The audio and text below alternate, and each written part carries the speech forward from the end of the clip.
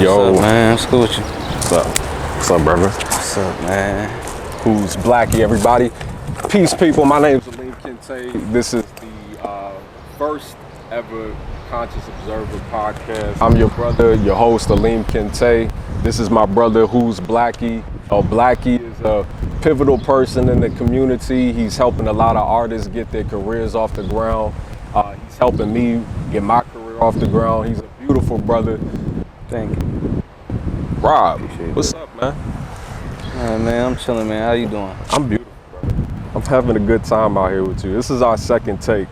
Yeah. First take didn't work, but this is our second take. Full transparency is what I believe in. Yeah, of course. Rob, you came out to Altoona.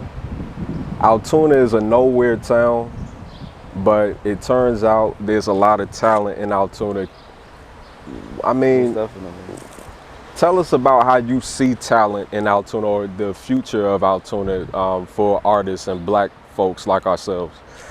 I mean, in particular with Altoona, it's really just a matter of having the resources, you know. That's why my goal is to put together like a little facility where photographers, videographers, people that want to produce music or record music, work on clothing brands, anything, like, can just come to this spot and like be creative, you know. It starts there. People having an outlet, you know. A lot of people don't have the money or the resources or whatever the case is, and you know, what better than a spot where you can come, even if it's for refuge. Like, you might be somebody that gets into trouble and you might come there and realize that you have a talent that you never tapped into.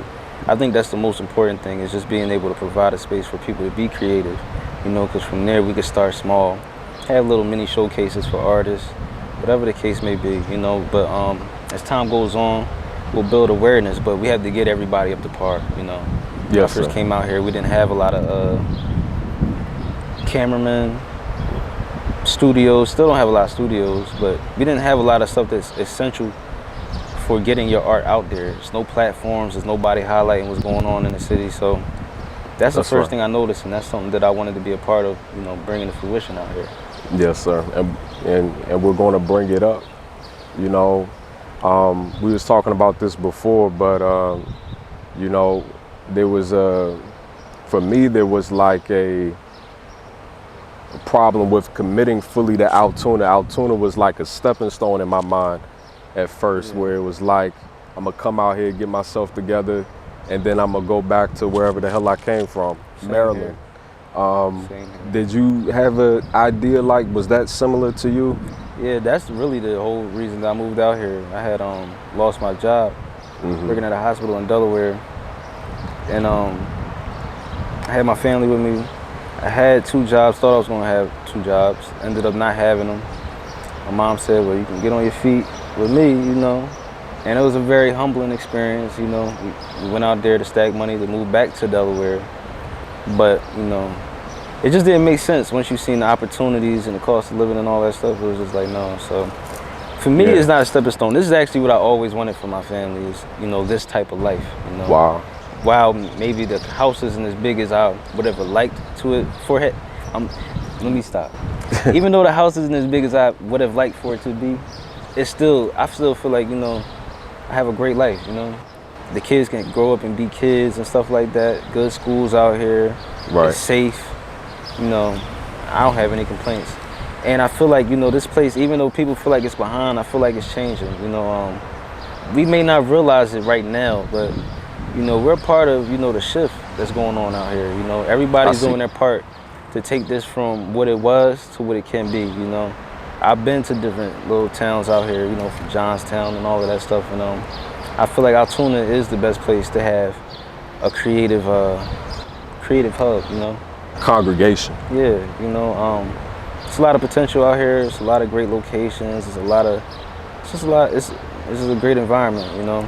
I think this inspires creativity, even just being able to look at the mountains and stuff like that. Yeah, that's a fact. When I first came out here, the first thing that drew my spirit, it was a spiritual experience for me, where I came out here on a business trip, and I'm looking at the mountains, you know, artistically, you know, as a person who's visually oriented, you know, I take great stock of objects.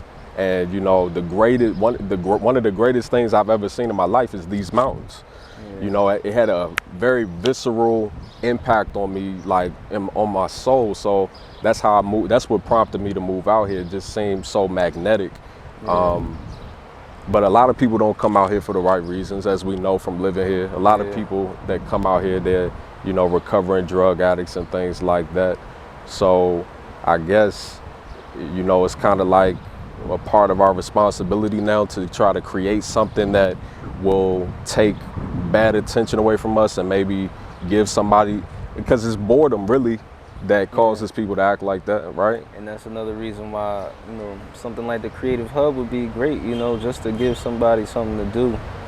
You know, I feel like we all have talent, you know. A lot of times, you know, people don't tap into it until it's too late, you know. That's why you always see these dudes in jail can draw really good or something like that. You know, it's like they never had an opportunity or a place to go to just express themselves. And some people might not want to do it, but, you know, we at least have the duty of giving them the option of being able to find another route, you know. And it's not just about music or anything like that. It's just about being able to express yourself.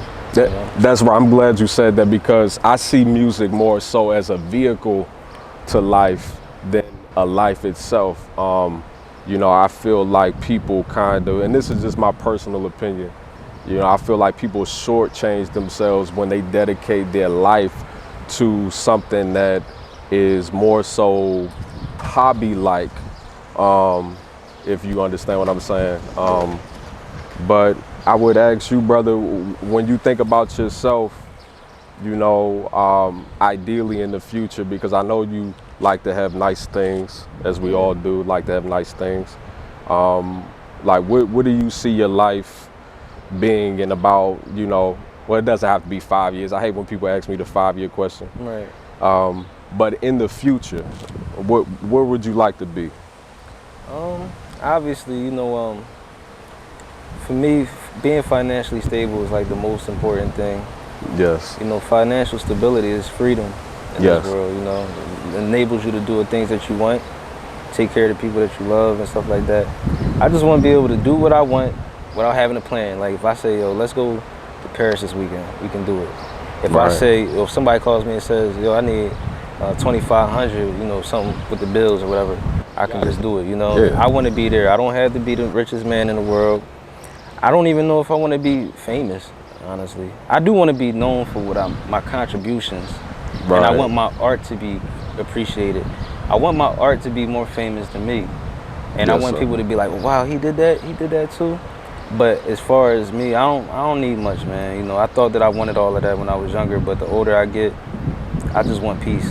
So the main thing is just being stable and, you know, being able to hopefully, you know, change this city, you know, change the city. I feel like it's a lot of potential. I don't know how it's gonna get done yet, but I believe it's gonna happen. I feel like I'm on the right path, man. Even with stuff like this, you know, like stuff that's never been done or seen out here before. Like, I feel like we are doing something. Like, you know, who knows, a year or two down the line, you might have a real big show, you know, and like, inshallah, everybody wants to see it. You know, these artists out here might blow up and really be big rappers, you know. And it's just beautiful. It's beautiful for me because, you know, in some type way, shape, or form, I'm kind of connected to all these people. And it's not even just people out here, and it's dope for me because I'm connected to different people in different ways, you know. Some people, I'm a producer. Some people, I'm an engineer. Some people, I'm a photographer.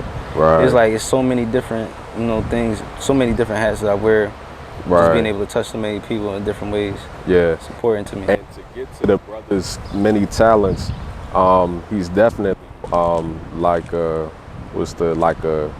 renaissance man in the sense that he is good damn near at everything. Am I like almost almost anything creatively thought of, this man has tapped into it and is pretty efficient at doing it.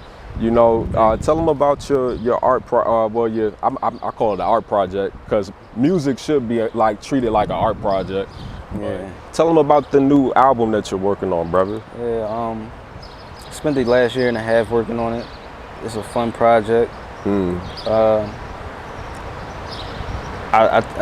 it's crazy because this album has changed so many times over the course of me making it, to where, you know, I feel like I have a good balance. Right. I want to say last year I was making a lot of music that sounded, it wasn't dark subject matter wise, but it had a dark sound feel. and the production to it was. Yeah. And I believe in, you know, the energy that you put out there, you gotta be mindful of it. So I wasn't ready to release a project that had that much dark sounding music on it. Have you ever been envious of somebody's smile before? Have I? No. Honestly, no.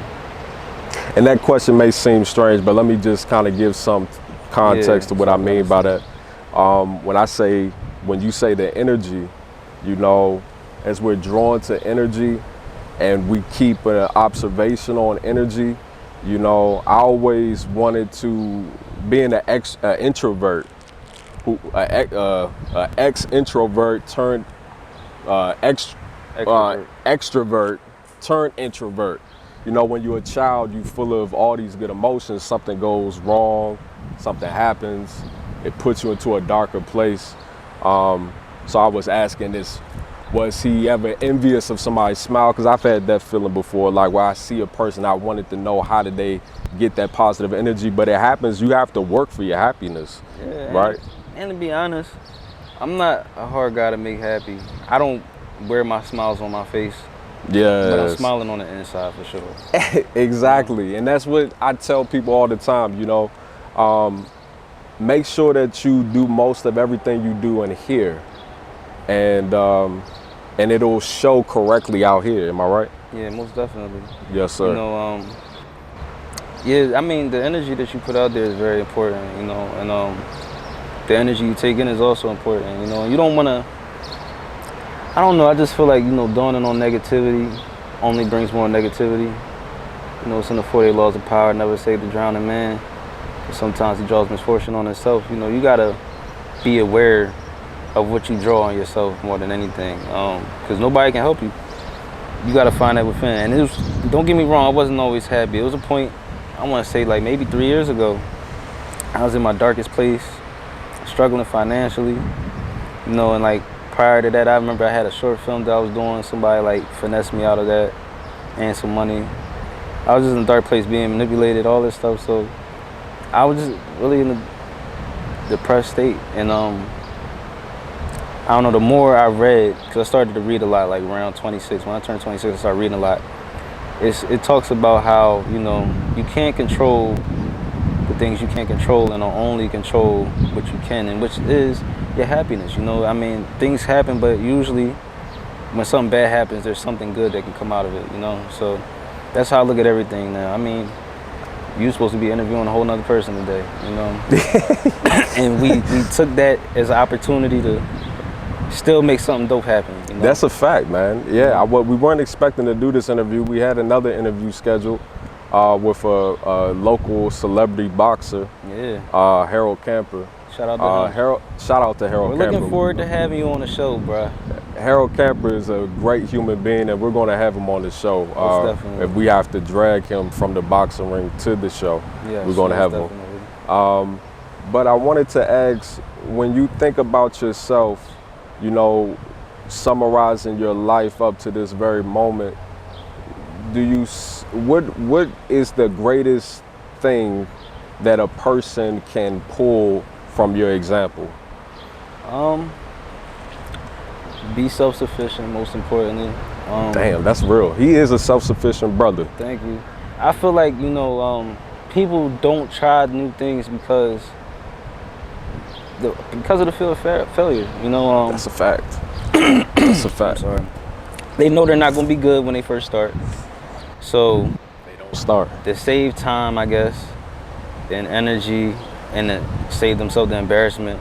Yeah. You know, they'll willingly spend money with people that might be overcharging and overcharge you because you don't have the knowledge to know when you're being overcharged. Stuff like that. But for me, it's helped. You know, I mean, I think the thing that not messes up, but the reason why a lot of artists don't pop off is because of funding. You know, not being able to fund their music careers. Because you have to do so much other stuff, whether it's studio time, beats, merch, These days, you got to pay for performances. You got to go pay to perform. You got to spend money for your stuff to be promoted on social media. I mean, even with Instagram, you know, when the algorithm is pretty much for your whole following to see something that you post, you got to spend money, you know? So it's like, you kind of want to cut costs wherever you can.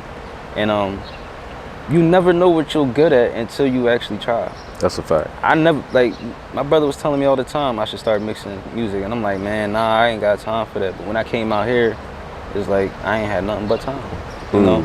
Same thing with the camera thing. You know, I didn't know that I was going to be good at the camera thing. I knew that I had a liking. I took a liking to it because I just like getting photo shoots done of myself and stuff like that. And I would have conversations with the cameraman, and I would learn little stuff. And then it's like, you know what? That's not what made me do it. What ended up making me do it is I moved out here, couldn't find a videographer. The ones that was out here was charging too much. I said, yo, I'm going to just learn to do this myself. And, you know, not for nothing, I have been doing everything myself, you know. My music videos are shot by either my bro Never Seen Visuals or my brother. Shout out to Brother Jewel. Yeah, Never Seen Visuals. He out there shooting right now. Beautiful. And I edit them, I produce the songs, mix the songs, write the songs. 9 times out of 10, you'll see me in some merch. That's probably not even merch, just a clothing brand. Trenches, the label, which is mine. I make all the stuff I wear. The shirt that y'all just saw me walk up in is for United Divided. It's dope media merch. Company that I also started, you know. Dope merch. But I do everything myself, and it's such a weight lifted off my shoulders. And I feel like every artist should be able to do that. Every artist has the potential to do it. It's not hard. If you're creative in any type of way, you can do what I'm doing. I'm not special. I'm not no alien. It takes a lot of time, you know. The stuff that y'all seeing now is because I'm now comfortable enough to put it out there, but you know, it took me some time. But I mean, why not? You rather spend time or money, you know. That's what I say. And if you spend the time now, you'll save yourself a lot of money in the future, and a lot of time as well, you know. You won't have to be on nobody's schedule. That's the most important thing, you know. Hate the schedule of other people. Whosblacky? Explain that name a little bit. Whosblacky? So, initially when I first started rapping, my name was Rob Lowe. Rob Lowe, like the actor. So, but when you go on YouTube, it's like 1,000 Rob Lowe's. So, right. I just wanted to change my name, and initially it was Terenchi Black.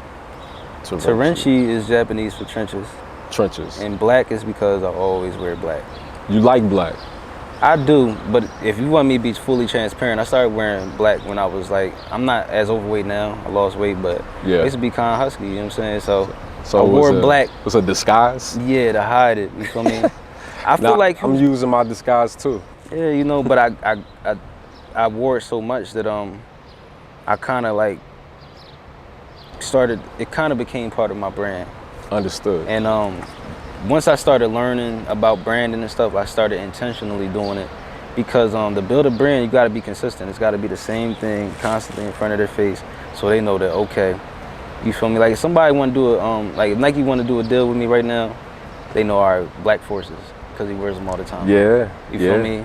If Chicago White Sox wanted to do something, they know I wear the hat all the time. The brand. I'm not famous yet, but if I was, the brand familiarity would make sense. It's like these people wouldn't even have to think about it because they just know Whosblacky does it. Right. So you make yourself easy to work with. Yeah, and it's important for all artists to have a brand, but a lot of artists don't understand the concept of branding. And maybe that's where I come in, you know, maybe to show people and help them understand. I do like the fact that people are making merch, but I still feel like it's a certain way you got to go about that, you feel me? With your merch, you don't want it to be about you. You want it to be about a movement or a thing that people relate to, because they'll get behind that versus getting behind a person, in my opinion. That's why it doesn't say Whosblacky or whatever the case it says, Trenches the label. And, you know, even with me falling back from the Trenches the label thing and focusing more on United Divided was also because of just brand consciousness and just thinking about what's going to connect with more people. I know that this will connect with the black people in the hood and stuff, but what's going to connect with the masses? United Divided. It's a slogan from United, we stand divided, we fall. I don't agree with a lot of stuff that goes on in America, but you feel me, I wouldn't want to live anywhere else, except maybe Africa. That's fair. So, I mean, Philadelphia is kind of like Africa. They got child soldiers in Philadelphia too. Yeah. Yeah. What is it like in Philadelphia for people who don't know? I mean, just like any other major city, you know, you got your good parts, but then the majority of it is poverty, drugs, crime. Because it's a violence. beautiful city. It is. And Beautiful every people. city is a beautiful city when you're not from that city. Mm. When you don't get to see the ugly side and you're just a tourist coming out there, you go to the spots that are the safest. You don't go straight to the hood, you know. So you'll find out that a lot of these cities are the same. It's all the same stuff. I mean, anything you could think of out here, Pittsburgh, it's the same thing. Slang's a little bit different, dress style's a little different, but it's all the same thing, you know. So the best way to sum it up, but it is a lot of creative energy out there, you know. It's a lot of 1,000,001 rappers, a lot of great photographers. It's a lot of great locations to shoot photography. It's a great creative hub. Philadelphia has a lot of talented people, you know, as most major cities do. You know? Yeah, I pray for Philadelphia because I want them to have peace. Yeah, definitely. I think that's ideal because as a Muslim, when I go to Philadelphia, it invigorates my Islam, man. It makes me, you know, it makes me feel a lot stronger. Philadelphia is a very masculine-based city. You know, the men are strong, the women are strong, the children are strong. So talk about, brother, you know, I guess we've talked about a lot. But you seem like a brother who's coming from the background to the forefront, if I can say that. You know, it's funny, yeah, to an extent. But I was kind of in the forefront, then went to the background, and then kind of started coming back to the forefront because initially I was an artist. I was a rapper. I've been rapping since I was 13. That's what I always wanted to do. But I realized there was more to this rapping stuff than just rapping. You know, it's a whole bunch of stuff that goes on behind the scenes that the public know nothing about. A lot of politics. Yeah, politics. Even just on the creative side, like the people that are there to, like whether it's videographers, photographers, people that make artists look like something. A lot of these people don't get talked about. And for me, I never intended on being behind the scenes, but by me trying to be self-sufficient, them skills that I picked up enabled me to help other people. And I realized, you know, it's funny, like, I mean, any profession, you know, you'll have a hard time if you want to be in front of the camera. But when you embrace being behind the camera, and that's metaphorically speaking, doesn't have to necessarily be a camera, but when you're not trying to be the one with the spotlight and you don't mind being in the background, you usually succeed a lot faster than trying to be somebody in the spotlight, you know. And you're saying that from experience of Yes. seeing people. Yes, a lot of the best videographers started out as rappers, you know. People that like with I can name a bunch of people that started out wanting to do music and realized that it wasn't for them for whatever reason, you know. Maybe they didn't have the look, maybe they didn't have the connections, maybe they were too old, maybe they passed their prime. It's a lot of things that could happen, and you know, sometimes you take all that knowledge that you gained over the years of chasing this dream, and you put it into somebody else. All the pitfalls and mistakes you made, you save somebody else that, and they succeed. When they succeed, you succeed, you know, if the relationship is genuine, you know. So it's not important for you to see the end of the mission as much as it's important that the mission is complete, even if it's by somebody else. Yeah, you know, I mean, that's what all this is about anyway, you know. I do hope to live a very long life, but, you know, when that time comes and I move on to, you know, wherever, I believe that, you know, what I've done here will continue to inspire people, and that'll inspire more people, and then that's how the gradual change happens, you know. Somebody has to take the initiative, and, you know, who knows, I might be the guy to just flip this whole thing upside down and, like, be here and actually see it, because I don't think I'm far away from seeing a big change out here. There's a lot of great things going on out here in the city, and I'm glad to be a part of it, you know. So it might happen in a year or two, you know. That's real talk. And, you know, we might be the kings out here for a long time, because you know, we're actually taking that initiative. Inshallah. So, yeah, long story short, you know, it's not even so much about it finishing with me, but as long as, you know, I was able to spark that change, I'm proud of that. You know, I feel like God put us out here for a reason, you know. It has to be a reason, you know, because even though bad things happen, it might have forced us out here, or speaking for myself, forced me out here. It turned out to be the best thing that ever happened to me, you know. The life that I always wanted, I'm living it. I feel like I'm wiser now. You know, I'm more at peace. My kids at peace. They get to just be kids. And you know, even though the art community out here left something to be desired, I'm glad to say that I feel like, you know, I'm one of the people that started that change, or helped, not started the change, because everything was going on before I got here. I just helped put a spotlight on it, so to speak, you know? So, yeah, I mean, and just being behind the scenes in general, I've learned to not care so much about the praise and all of that. You know, financial stability is more important. You know, note to you guys out there that want to be rappers for the most part are broke. So, but it seems like a lot of drive for rappers to make their best material is fame and not fortune, or actually, it used to be fortune, and now it's more so like they rather have clout. Because you can cash out on that for a limited amount of time. And I think that's the goal, get a little bit of money and figure the rest out, you know. But it's not a long lasting, it just won't, it's no longevity behind it. But I mean, if you're truly passionate about the music, stick to it. But that's why I preach self-sufficiency, because if you really want to do this, you don't want to just keep shelling out money. You want to make sure that you, I don't know, I just feel like you can create better when it's up to you and it's in your hands. Don't be afraid of learning something new and taking that time to really perfect your craft. Like, you know, I know they say you could get hit by a bus today or tomorrow, and it's possible, but for the most part, that's not going to happen. You're not going to get hit by a bus today or tomorrow. If you move smart, you can live a decent life. So that's true.